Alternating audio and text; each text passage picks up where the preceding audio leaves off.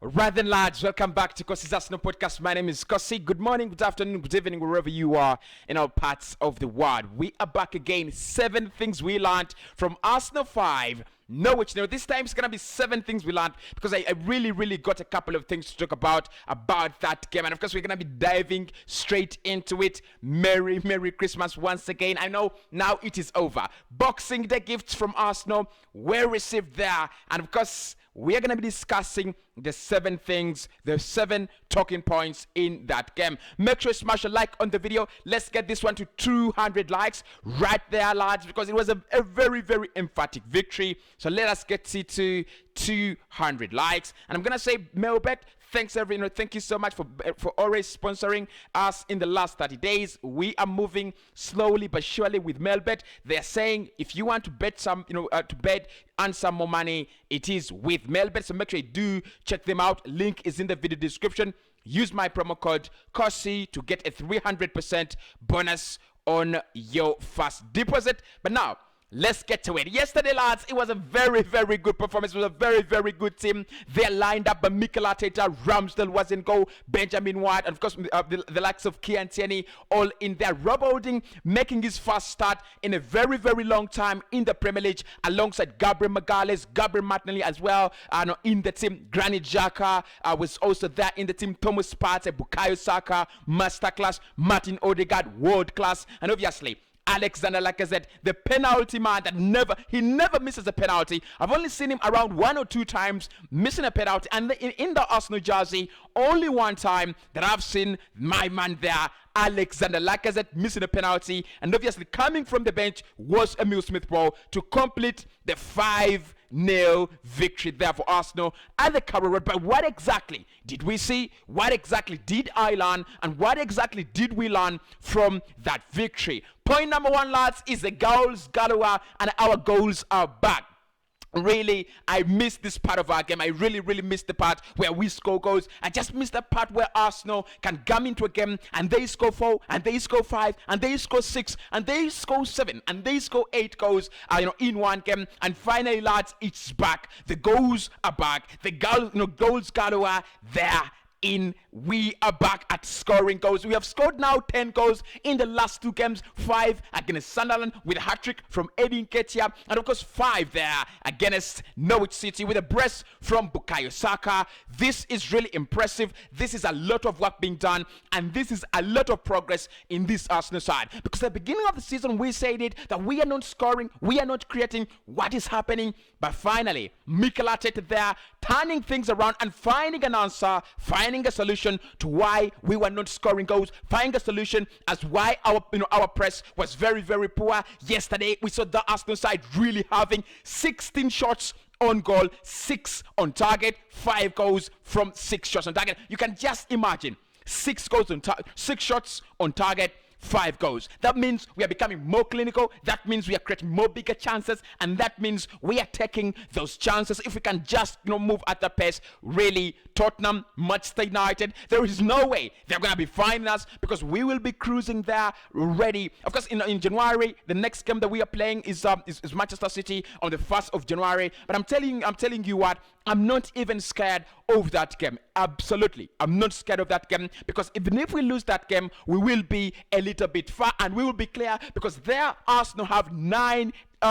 goals in goal difference, 9 positive goals, not negative 9, but positive 9 goals in our goal difference. Even if we lose to Manchester City 4-0, even if we lose to City 6-0, our goal difference will be positive, and of course, that shows how much we have actually improved in the Premier League. In the last 5 games we have played as Arsenal Football Club, in no competition, we've scored 19 goals altogether, right from Southampton, West Ham, Leeds, and then Norwich, and also adding Sunderland. We have scored 19 goals. Can you believe that?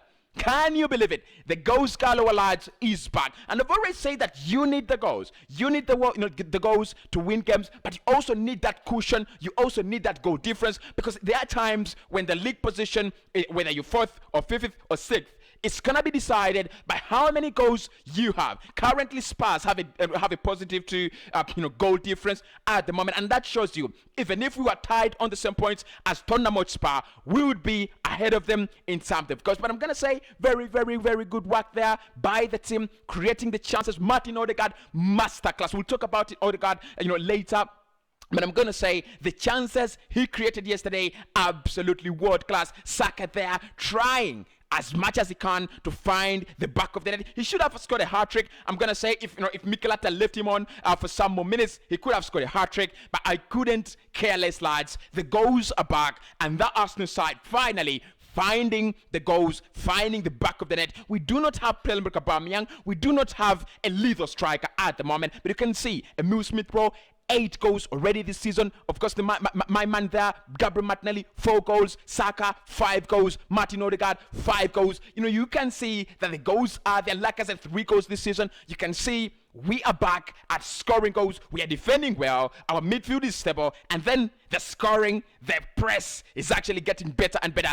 The forward line is one thing we have to talk about in this video. And like I said, it is getting better and better and better. Point number 2, lads. Bukayo Saka is worth $1 billion. Let me tell you, lads, when we sign a new contract with Bukayo Saka, the release clause must be $1 billion. This lad is really, really exciting. And I'm there scared that so many clubs are really looking at Bukayo Saka. I'm really scared that many clubs will be wanting to take Bukayo Saka because, again, that was a masterclass. That was what? That was $1 billion performance from Bukayo Saka. Brendan Williams, I'm going to say, really, really, we are sorry, but the class, the energy that lad has, the quality that Saka has, Brandon Williams couldn't match it. He is really, really a class apart. He's really becoming a very, very, very important player day in, day out. And because we have already seen that he's already become a very important player there in the England squad team. Always called by Gareth Southgate, always being called there for English duty. But now, just look at that game, look at that performance. The 2 goals, the confidence at which he shoots the ball, the confidence at which he receives the ball. He's not afraid of receiving the ball. He's not afraid of shooting it. He's not afraid of passing it. He's so complete. For a 20-year-old, at the moment, he has scored more goals than any other under 20 player, under 21 player in the Premier League. He's scored more goals than anyone. 5 goals this year, 5 goals this season. This lad is absolutely phenomenal, really, really, really phenomenal. And we're gonna say Arsenal should be speeding up, their reaction and their action in giving him a new contract. We do not want a lot of trouble with clubs trying to sign Bukayo Saka. Just give him that new contract and make sure there is a $1 billion release clause, just like in Pedri's contract, just like in Gavi's contract. Give him a $1 billion release contract, and I do not care if a club comes in and they are willing to pay the $1 billion, then they will have beaten us. But that lad is really becoming a very important player, Bukayo Saka. I just look at him yesterday. What did he do? The goals he did score. Of course, he tried to create the chances. There was no one to score, in there, and that's why we need a really, really good striker. But he tried to create the chances as much as he can. Of course, Alexander Lacazette there getting a golden opportunity from Saka in the first half, heading the ball just wide, and I was like, come on, Lacazette, you should be putting this in the back of the net. But again, lads, Saka's performance yesterday just reminds me of a very, very important player. Just feels me, just makes me feel secure. When I look at Saka, I know Arsenal do have their future absolutely, very, very intact. Point 3, lads. Unstoppable Emile Smith-Rowe. What can we say about my number 10? What can we say about my new Dennis Bergkamp? This lad can't stop scoring for Arsenal. Now, he's scored 8 goals, Premier League goals. Mind you, he scored 8 Premier League goals in the season, more than any other Arsenal player. How many number 10s there in the league do have more than 8 goals in a season? I do not know. And I'm going to say this, I definitely do not care, because, lads, we have something on our hands. How do you drop Emile Smith-Rowe? How do we continue to drop Emile Smith-Rowe? He is perfect. He's really, really perfect. He came in there for only 10 minutes, and he changed the game, the mentality, driving forward. Of course, the penalty, courtesy of him as well, playing that 1-2-1-2 with Alexander Lacazette. But what is he doing there when he scores the goal? Nicola Pepe there crossing the ball across goal, and there is someone who is just waiting for it, and that man is none other than Emile Smith Rowe. Perfect player, just a perfect player. Southgate has said it. He's really good player, and his chance will come to play for England. And I'm gonna say he's made his debut, but we are yet to see my man Emile Smith Rowe getting more time on the on the English national team, and I know he will be getting that chance. Lads, that boy is so unplayable, undroppable. Look, I do not blame Mikel Arteta at the moment because there's a lot of quality in that Arsenal side. Martinelli as well doing very well there, in the game. But Emile Smith Rowe, how can you drop him? How can we really drop him? He's untouchable. He's undroppable. He is really magnificent. So Emile Smith Rowe is one thing. Another thing that I really noticed is his zeal and his character. Coming off the bench for a player who's used to starting, game in, game out, it might actually have some effect, but it looks like it doesn't have any effect on any negative effect on Emile Smith Rowe. If it has an effect, it is a very positive effect. So Emile Smith Rowe there, lads, really again yesterday having a very good game. Point number 4 that I saw in that game, Arteta's project is really progressing, and of course he has the youngest team in the squad, in the league right now. The youngest squad in the league, average age 23, but they are really developing very well. The way we are playing football at the moment, you could argue that we are arguably one of the best sides in the Premier League, behind Liverpool, behind Chelsea and Manchester City. We are there. We are lingering there.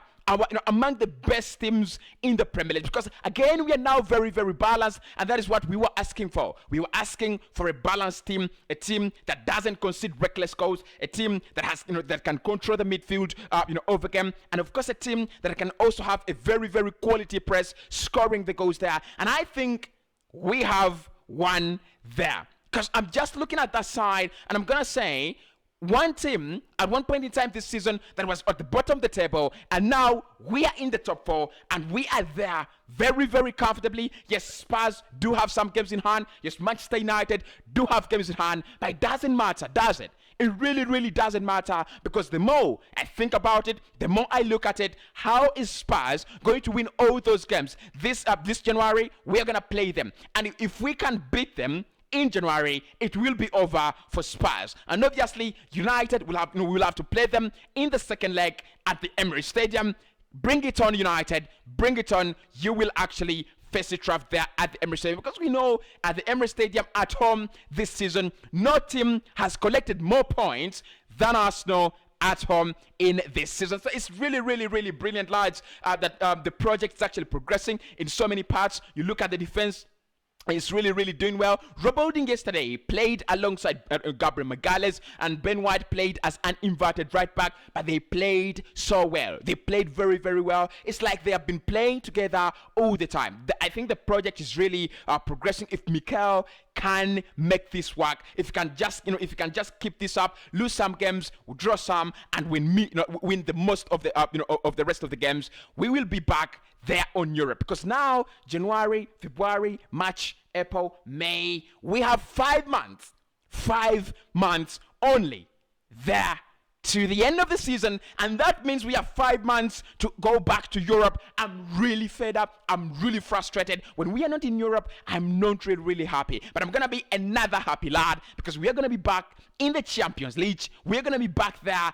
Arsenal back in the Champions League. Can you imagine it, lads? The project, Mikel Arteta's project, is really progressing in all areas, and is really progressing very well. Point number 5 was a masterclass from Martin Odegaard. We've already spoken about this. He had another big masterclass. This lad is unplayable. This lad, look.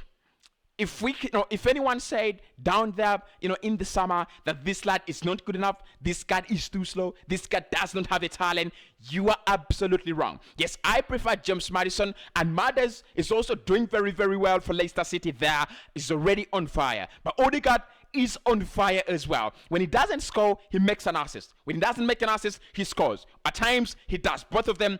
What exactly do we have, and what exactly haven't we seen from Martin Odegaard? Because for me, I believe there is a lot we have not yet seen from Martin Odegaard. The only thing I think we have seen is his ability to to change, his ability, his flexibility, and I think more is yet to come from Martin Odegaard. But I'm gonna say yesterday that game he really controlled it very well.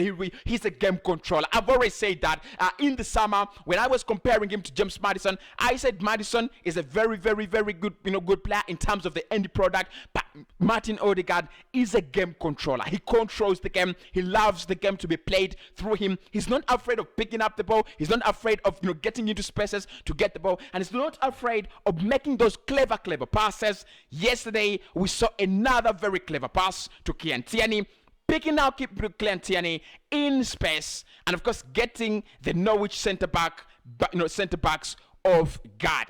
That was a masterclass, really a masterclass. And I'm gonna say Odegaard yesterday, again, a very good performance. The 30 million we paid, he's worthy. He's really worthy of them. And I'm gonna say, did we make a very poor signing in the summer? No, the only player that had not actually gone bang was Martin Odegaard. But I'm gonna tell you this.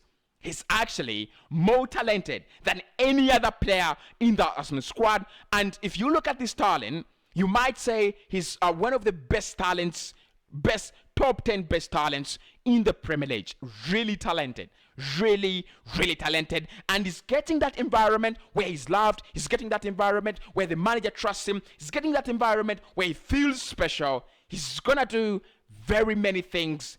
There, my man, Martin Odegaard, the new Messi Ozil. And I'm also gonna say there, lads, that the players are playing for manager, and that is point number 6. These players are really now playing for their manager. They love what they do. They're enjoying what they do. They have the freedom. You can see they have everything. They have the liberty to do whatever they want, and they love what they are doing. Because yesterday I looked at that game and I said, 2-0 now, we are going to sit back. Okay, 3-0, we are going to sit back. Okay, 4-0, we are going to sit back. But they kept on going and going and going. Whatever they do, you just see that it is not forced. It is really out of love. They're like Arsenal fans. They just do it for love. They don't do it for likes. They do it out of the love. And that is one thing that I'm really impressed about. Because again, the manager, when your players are playing for you, that is what you see. They get your tactics right. They get the identity right. They are very brave, and they are happy to take on instructions from you as the manager. I'm gonna say this team right now, lads, is playing for Mikel Arteta, and there is nothing we can do about it. We've just got to support, to support the team and support the project that is in front of us, and the team that is really in front of us at the moment. And point number 7, lastly, lads, is I saw some hunger. I saw some tenacity. I saw some relentlessness and demanding more from the team yesterday. It was very different from the last Premier League games we played before Norwich City, which was Leeds. When we played Leeds, we were a little bit disappointing. We played very well, but again, there were spells where we were very lenient. There were spells where we were like, we do not want to go forward. It is enough. Yesterday, it was not enough until minute 90, because if you look at the last 2 goals that we've scored in that in that game, they came almost in the 90s. They came in the dying minutes of the game. That means you are hungry. You're not satisfied until it is over.